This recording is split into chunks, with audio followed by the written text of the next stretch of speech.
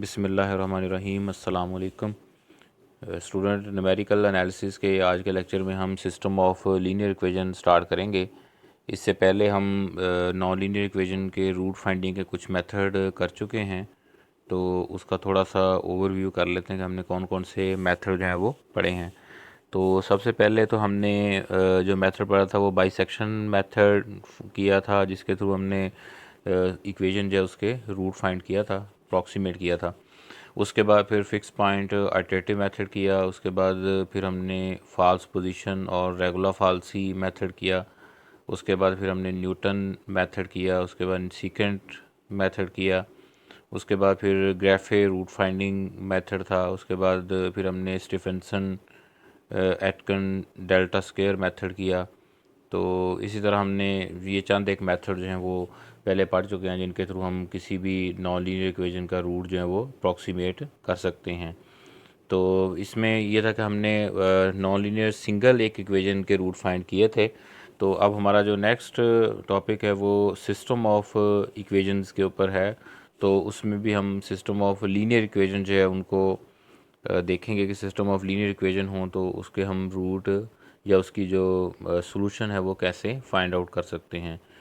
जब हमारे पास non linear equation थी तो उसके वो रूट को हम सॉल्यूशन भी कहते थे। तो इसमें भी हमारे पास जो वैल्यू निकलेंगी वो इंडिविजुअली हर एक इक्वेशन को सेटिस्फाई करेंगी। तो हमारे पास इक्वेशन जो हैं, जितनी नंबर ऑफ़ इक्वेशन होंगी उतने ही हमारे पास वेरिएबल्स होंगे जिनके हमने सॉल्यूशन फाइंड आउट करने होंगे।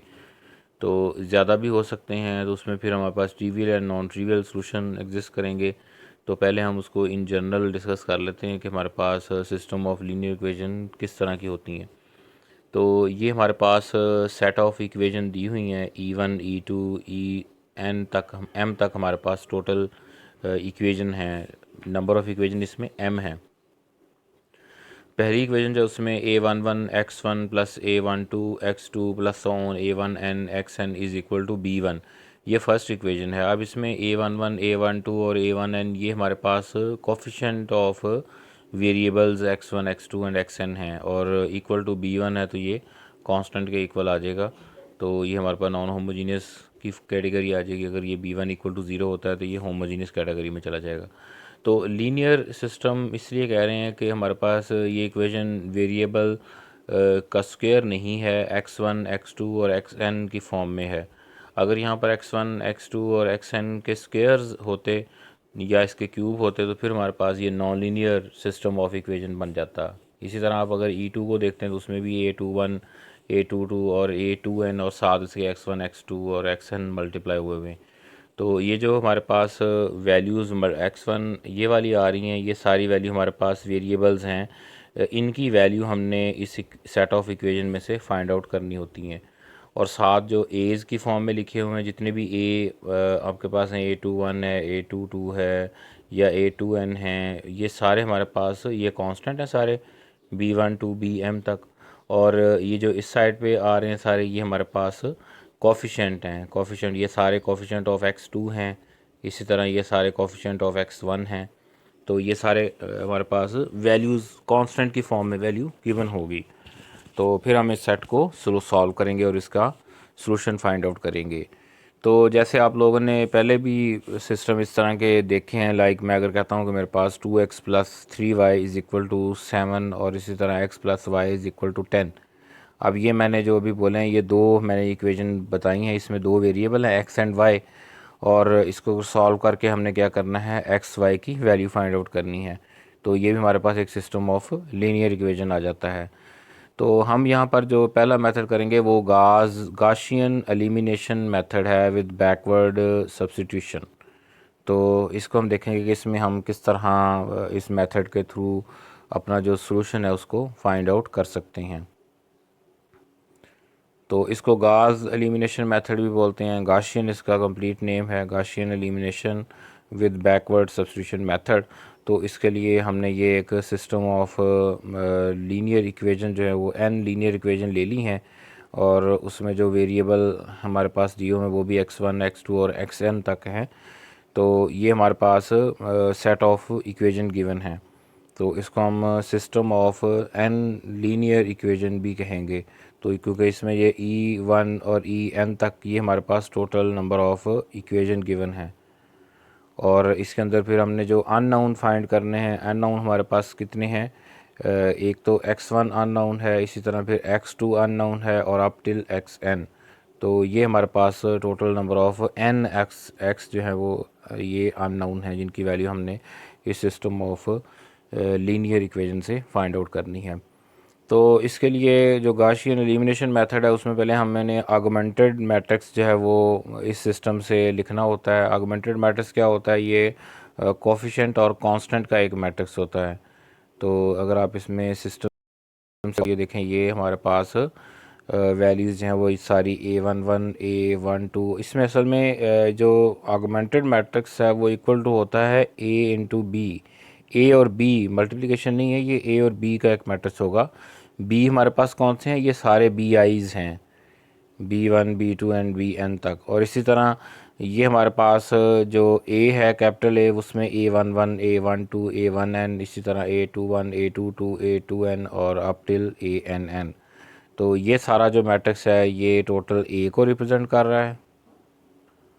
और इसी तरह ये सारे B1 जो हैं B1 टू Bn, ये हमारे पास ये देखें ये ए को रिप्रेजेंट कर रहा है और ये हमारे पास बी को रिप्रेजेंट कर रहा है। तो ये आपस में इस तरह लिंक हैं। तो ये हमारे पास ऑगमेंटेड मैट्रिक्स बन गया है। तो इस ऑगमेंटेड मैट्रिक्स के थ्रू हमने ये सिस्टम जो है इसको सॉल्व करना होता है।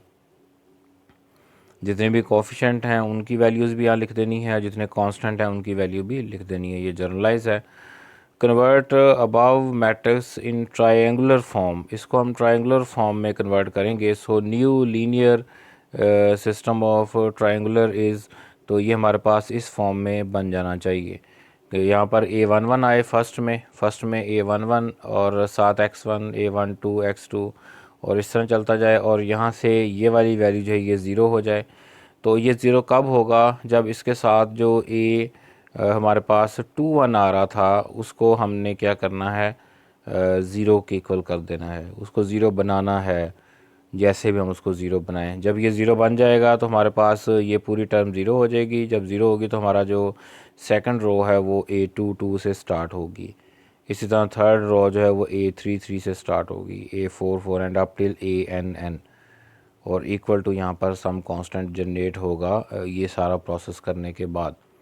तो फिर उसके बाद जो लास्ट वाली इक्वेशन है, जैसे ये देखें ये लास्ट पे इक्वेशन जो आपके पास जनरेट हुई है जिसको हम ANn XN कहेंगे, तो यहाँ से XN की वैल्यू हमारे पास क्या निकल आएगी, ANn+1। तो ये असल में हमारे पास एक कॉलम एक्स्ट्रा था तो इसलिए उसको ये फर्स्ट रो है और n टोटल यहाँ तक पूरे हो चुके हैं तो ये n+1 है, तो ये असल में B1 है। इसी तरह ये B2 है, लेकिन यहाँ पर जो वैल्यू अब जनरेट हो रही है इसमें ये वैल्यू मॉडिफाई हो चुकी है, अपडेटेड वैल्यू B की आ रही है। तो अब यहाँ से लास्ट इक्वेशन को अगर आप देखें तो लास्ट इक्वेशन में XN की वैल्यू हम फाइंड कर लेंगे, क्योंकि यहाँ पर ANN भी कांस्टेंट है, ANn+1 भी कांस्टेंट है। तो ANn+1 को डिवाइड करें ANN से तो ये XN की वैल्यू आ जाएगी। इसको हम बोलते हैं यूजिंग बैकवर्ड सब्स्टिट्यूशन मेथड। अब ये Gaussian elimination with backward substitution method, इसी को बोलते हैं कि यहाँ से हमने XN की वैल्यू फाइंड आउट कर लेनी है। वो क्या आएगी, ANn+1 डिवाइडेड बाई ANN। अब यहाँ से ये XN की वैल्यू आ गई है NN की। इससे प्रीवियस वाली इक्वेशन जो है उसमें हमारे पास कहाँ से स्टार्ट हो रहा है, A, इससे प्रीवियस वाले में क्या आ रहा है, इससे A के कम आ रहा है ना, तो साथ इसके ANN भी आएगा, XN जो इसमें वो यूज़ हो रहा होगा, यहाँ जो इक्वेशन होगी उसमें XN भी तो आएगा ना। तो इसका मतलब है कि ये XN की वैल्यू इससे जो प्रीवियस इक्वेशन है जो कि n-1 इक्वेशन है उसमें हम ये XN की वैल्यू पुट करेंगे, तो इसको हम बोलते हैं बैक सब्स्टिट्यूशन मेथड। और उसमें n की वैल्यू पुट करके XN की और वहाँ से XN-1 की वैल्यू हम फाइंड आउट कर लेंगे, क्योंकि इससे जो प्रीवियस वेरिएबल यहाँ पर एग्जिस्ट कर रहा है वो n-1 वेरिएबल है। तो n-1 जो वेरिएबल है उसकी वैल्यू हम XN की वैल्यू पुट करने के बाद निकाल लेंगे। उसके बाद आपके पास XN-1 की वैल्यू आ चुकी होगी, XN की तो पहले आ चुकी है। ये दोनों वैल्यू इससे प्रीवियस इक्वेशन में पुट करेंगे उसके थ्रू फिर हम XN-2 की वैल्यू भी फाइंड आउट कर लेंगे। ये देखें ये हमारे पास पहला XN निकल आया, इससे प्रीवियस में फिर हम क्या करेंगे, ये एक्स एन की वैल्यू पुट करेंगे और n-1 इक्वेशन पे चले जाएंगे। ये n-1 इक्वेशन आ गई, ये देखिए, ये उससे प्रीवियस वाली, ये हमारे पास nth इक्वेशन थी ये वाली, और इसके प्रीवियस वाली कौन सी है, n-1 इक्वेशन है। तो अब n की वैल्यू आपने उस n-1 वाली इक्वेशन में, ये देखें, ये आपके पास एक्स एन की वैल्यू है, इसमें भी एक्स एन आ रहा है, ये एक्स एन आपने यहाँ निकाला हुआ है, ये देखें। तो इस एक्स एन की वैल्यू आप इस इक्वेशन में पुट कर देंगे। जब इसमें पुट करेंगे तो हमारे पास यहाँ से xn-1 की वैल्यू फाइंड हो जाएगी। अब इसमें पुट करेंगे, ये तो जाके सब्ट्रैक्ट हो जाएगा, फिर an-1 और n-1 इससे डिवाइड हो जाएगा, तो ये देखें, ये xn-1 आपके पास सॉल्व होके आ गया। अब इससे प्रीवियस जो इक्वेशन है, इससे पहले वाली, ये बैक सब्स्टिट्यूशन मेथड अब रन हो रहा है कि आपने पहले xn फाइंड किया इस इक्वेशन से, इसको इससे प्रीवियस वाली में पुट किया, वहाँ से xn-1 निकाल लिया। अब ये xn और xn-1 ये दो आपके पास आ चुके हैं। इससे प्रीवियस जो इक्वेशन है वो हमारे पास क्या होगी, n-2 इक्वेशन। तो अब क्या करेंगे, xn-1 और xn की वैल्यू उस इक्वेशन में पुट करेंगे, तो हमारे पास xn-2 निकल आएगा, and so on x2 x1 सारे आपके पास वेरिएबल जो हैं वो अननोन आप फाइंड आउट कर लेंगे इस मेथड को यूज़ करते हुए। तो ये हमारे पास है Gaussian elimination with backward substitution method. तो इसमें ये जो एक आपको चीज़ नज़र आ रही है कि आपने पहले सेट ऑफ जो इक्वेशन थी उसको इस फॉर्म में लेके आना है, ये वाली फॉर्म। इस फॉर्म को लाने के लिए हम मैथ के अंदर एक और फार्मूला यूज़ करते हैं, जो कैलकुलस में भी आप लोगों ने मैट्रिक्स में किया होगा। तो उसमें क्या करते हैं कि हमने, हमारे पास जो भी मैट्रिक्स गिवन होता है, हम उस मैट्रिक्स को ट्रायंगुलर फॉर्म में जब लेके आते हैं तो उसके हर रो जो है वो किसी न किसी वेरिएबल से स्टार्ट होगी, और उस जो जहाँ से वो स्टार्ट होगी उसके नीचे वाली वैल्यूज़ जो हैं वो ज़ीरो करते जाना है। लाइक देखें, ये a11 आ रहा है, तो a11 के नीचे ये सारे ज़ीरोज़ आएंगे, यहाँ पर सारे ज़ीरोज़। नेक्स्ट में a22, इससे नीचे सारे ज़ीरो। इससे नेक्स्ट में a33 और उससे नीचे सारे zero, and until unless an तक पहुँच जाएंगे। तो ये जो नीचे सारे ज़ीरोज़ करने हैं, ये ज़ीरोज़ करने वाले मेथड को हम कहते हैं, इसको हमने एक्लोन फॉर्म में लिखना है। मैट्रिक्स को एक्लोन फॉर्म में कन्वर्ट करना है, उस पर रॉ ऑपरेशन या कॉलम ऑपरेशन करते हुए। आपको मैट्रिक्स गिवन है, मैट्रिक्स आपने आर्गुमेंटेड मैट्रिक्स बना लिया, उसके बाद उसके ऊपर रॉ और कॉलम ऑपरेशन अप्लाई करें। अप्लाई करने के बाद उस मैट्रिक्स को कन्वर्ट करें एक्लोन फॉर्म के अंदर। जब एक्लोन फॉर्म में कन्वर्ट हो जाएगा तो उसके बाद फिर ये बैकवर्ड सब्स्टिट्यूशन मेथड जो इस पर अप्लाई हो जाएगा। तो गाशियन एलिमिनेशन मेथड जो है वो एक्लोन फॉर्म के साथ लिंक है। एक्लोन फॉर्म में आपको कन्वर्ट करना होगा अपने मैट्रिक्स को, उसके बाद फिर आपका बैकवर्ड सब्स्टिट्यूशन अप्लाई होगी और हमारा जो सोल्यूशन है वो फाइंड आउट हो जाएगा। अब यहाँ हम एक सिंपल एग्जांपल लेते हैं जिसमें हमारे पास दो लीनियर इक्वेशन हैं, उसमें दो ही वेरिएबल हैं x1 और x2। अब इसके ऊपर हम यही वाला जो एक्लोन फॉर्म आपको बताई है इसको हम अप्लाई करेंगे। तो एक्लोन फॉर्म के लिए आपको दोबारा मैं बता दूं कि हमने क्या करना होता है, जो भी रॉ का फर्स्ट एंट्री जो है वो 1 होनी चाहिए। पहली बात तो ये कंडीशन है, ये चेक है किसी भी मैट्रिक्स को एक्लोन फॉर्म के अंदर कन्वर्ट करने के लिए, कि उसकी जो फर्स्ट नॉन ज़ीरो एंट्री है वो 1 होनी चाहिए, और जहाँ पर 1 नॉन ज़ीरो एंट्री आ जाए उस के नीचे नीचे जितने भी रॉज हैं उन सब के एलिमेंट को ज़ीरो होना चाहिए। ये है एक्लोन फॉर्म। दोबारा सुने इसमें कि हमारे पास मैट्रिक्स की नॉन ज़ीरो एंट्री जो है वो क्या होनी चाहिए, 1 होनी चाहिए, और जहाँ पर ये 1 आ जाए उसके नीचे जितनी भी रॉज हैं उन सब में उस 1 के नीचे वो कॉलम जो है उसके 1 के नीचे क्या आ जाएगा, ज़ीरोज़ बनाने हैं। तो इसको हम थ्रू रॉ ऑपरेशन बना सकते हैं, थ्रू कॉलम ऑपरेशन बना सकते हैं।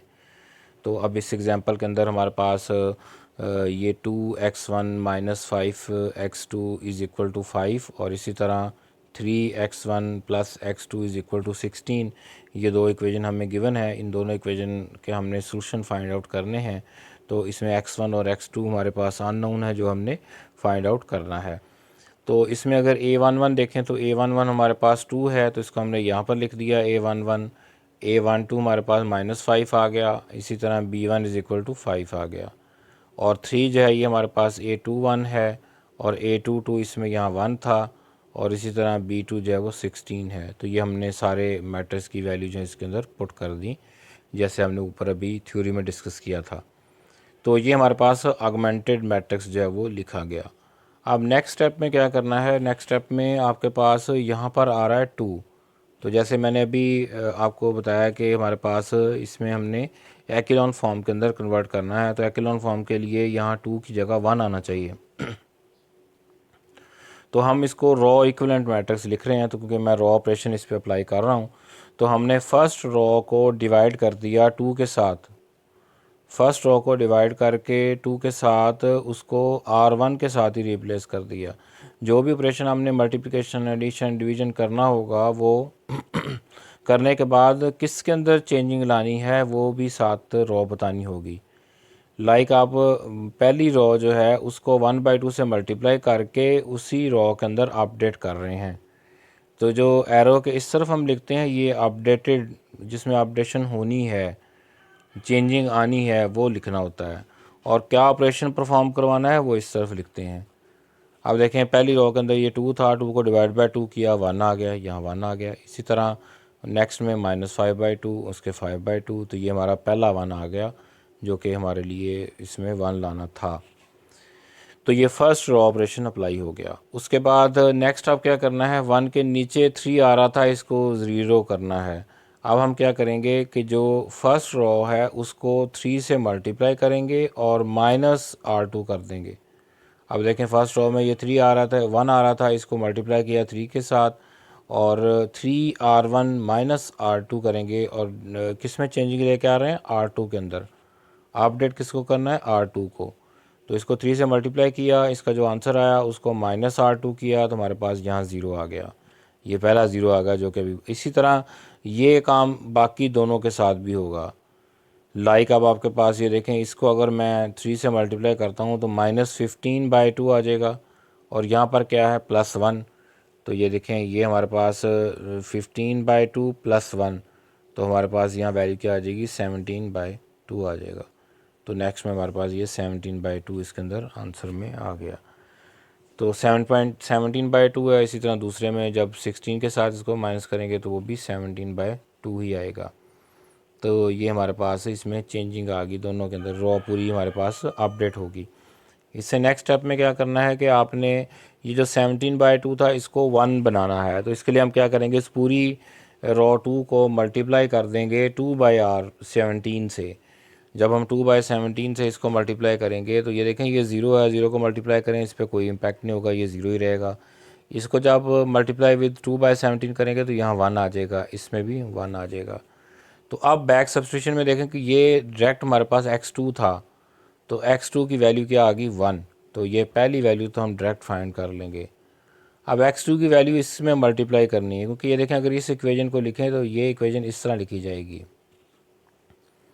x1 -5/2 x2 = 5/2। अब x2 की वैल्यू क्या थी, 1, वो यहाँ आपने पुट कर दी, और ये 5/2 हो जाएगा, उधर लेके जाएंगे तो ये ऐड अप हो जाएगा। तो ये हमारे पास इसमें से सॉल्यूशन इसका निकल आएगा। तो जो हमारे पास क्या आ रहा है, 5। तो x1 5 आ गया और x2 कितना आया, 1। अब ये दोनों वैल्यू अगर हम उस इक्वेशन में पुट करें तो ये इक्वेशन सेटिस्फाई होनी चाहिए। देखें x1 की वैल्यू क्या है, 1, और x2 की वैल्यू क्या है, 5।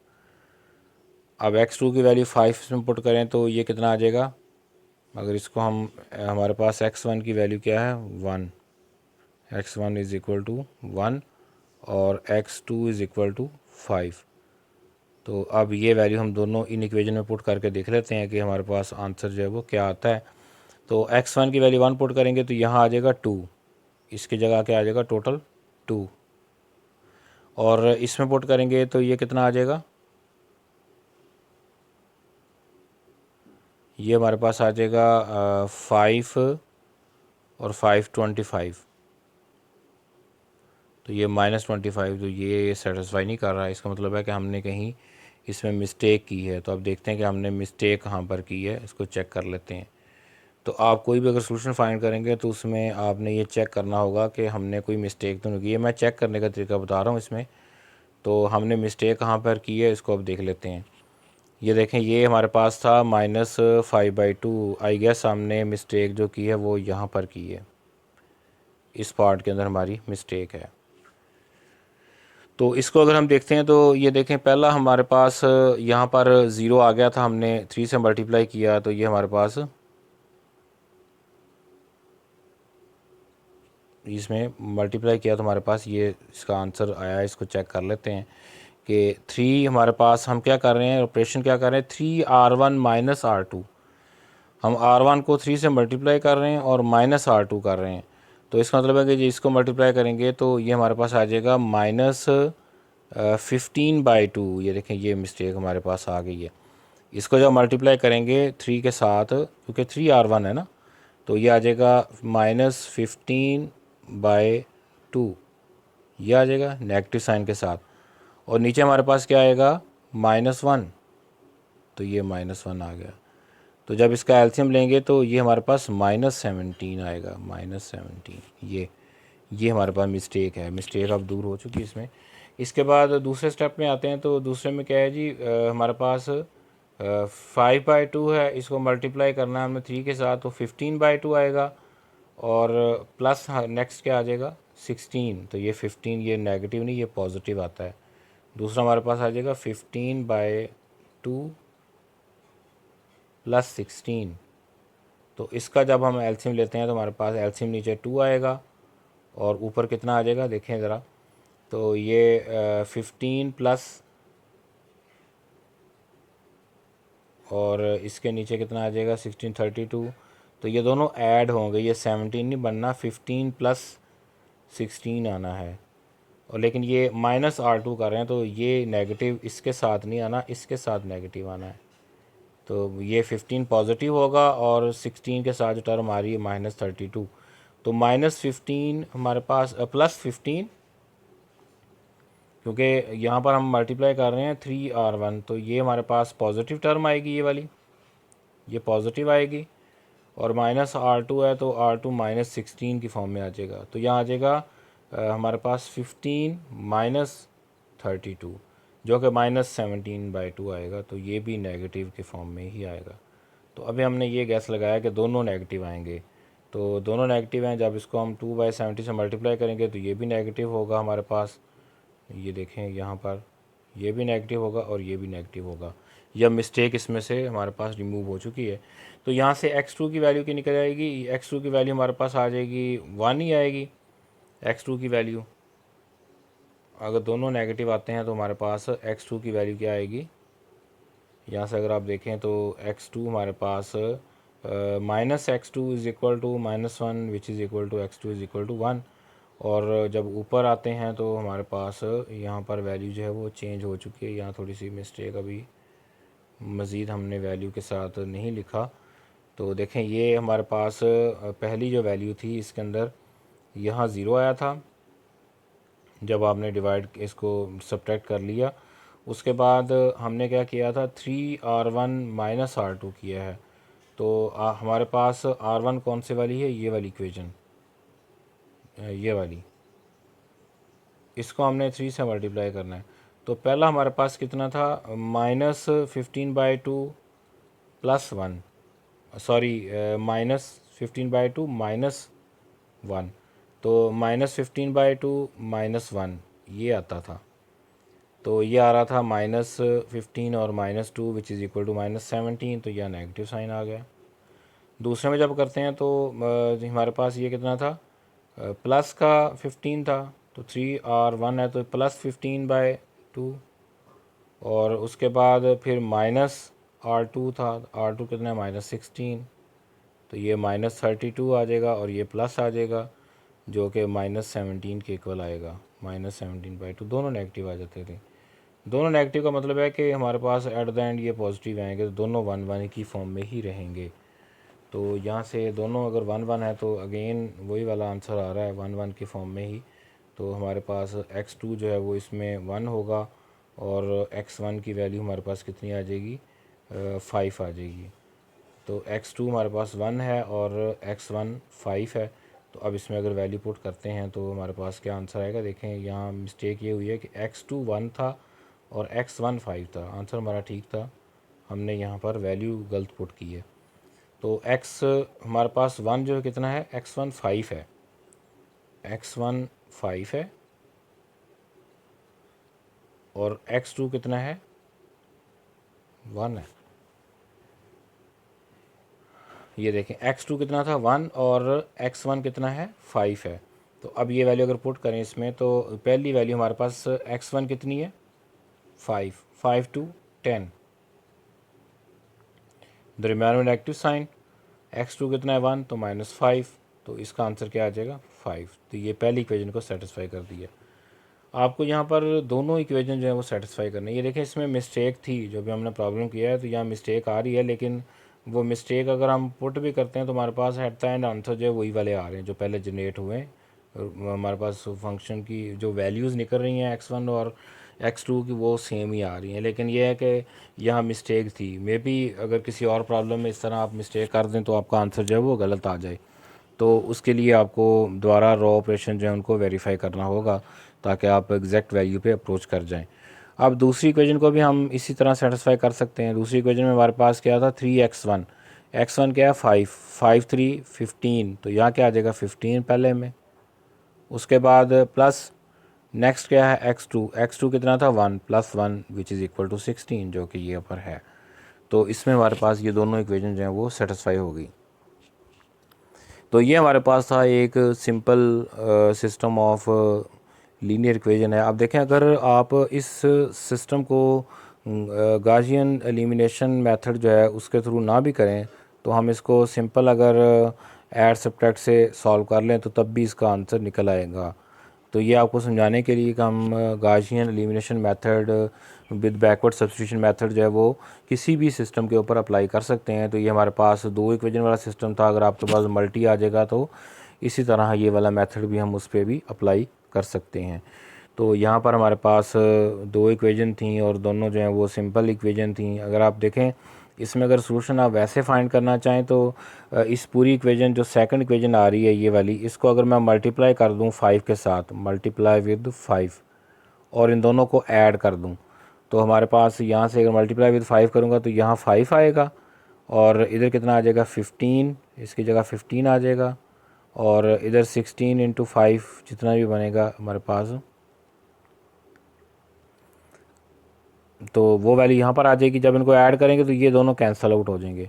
तो यहाँ से आप x1 निकाल लोगे, फिर x1 इन दोनों में से किसी एक इक्वेशन में पुट करके x2 निकाल लोगे। तो इस तरह हम सॉल्यूशन भी फाइंड कर सकते हैं एडिशन और सब्ट्रैक्शन के मेथड से। या आप ये काम भी कर सकते हैं कि पहले आप जो पहली इक्वेशन दी हुई है उसमें से x1 की वैल्यू निकाल लें। वो किस तरह निकालेंगे कि 5x2 को आप दूसरी तरफ ले जाएँ तो वो क्या हो जाएगा 5 माइनस 5x2 था, तो दूसरी तरफ 5 है कांस्टेंट, तो वो उसके अंदर ऐड हो जाएगा, तो 5 + 5x2 आ जाएगा। और x1 की वैल्यू निकालने के लिए आप 2 से डिवाइड कर देंगे तो x1 आ जाएगा। ये x1 की वैल्यू आप सेकंड इक्वेशन में पुट करें, वहाँ से x2 निकाल लें और उसके बाद फिर x2 की वैल्यू किसी भी इक्वेशन में पुट करके x1 की वैल्यू निकाल लें। तो ये हमारे पास सब्स्टिट्यूशन मेथड था। इससे जो पहले वाला आपको बताया वो एडिशन का मेथड था जिससे हमने ये सॉल्व की है इक्वेशन। ये वाला हमारे पास है Gaussian elimination with backward substitution method. तो इस मेथड के थ्रू भी आप इक्वेशन को सॉल्व कर सकते हैं। तो यहाँ एरर जो था वो एरर को भी हमने चेक कर लिया, लेकिन एरर जो है वो उसके थ्रू आंसर वही सेम ही आ रहा था। लेकिन ये कि अगर आपका इक्वेशन सेटिस्फाई नहीं होती तब आपको उसमें जो एरर है उसको चेक करना होगा।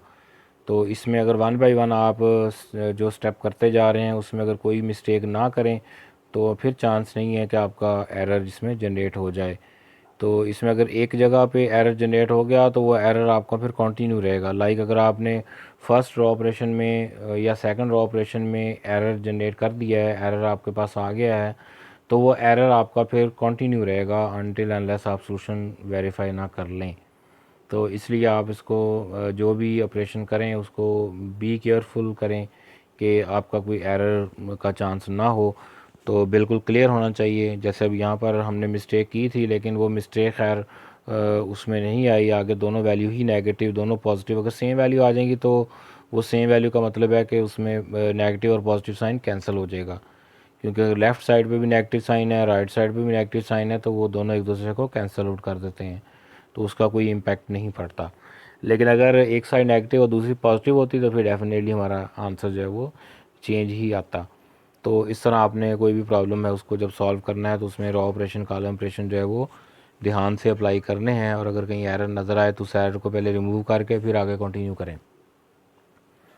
तो अभी नेक्स्ट में इंशाल्लाह इसकी एक और एग्जांपल लेते हैं और उसके बाद फिर इसकी मैटलैब कोडिंग की तरफ आएंगे।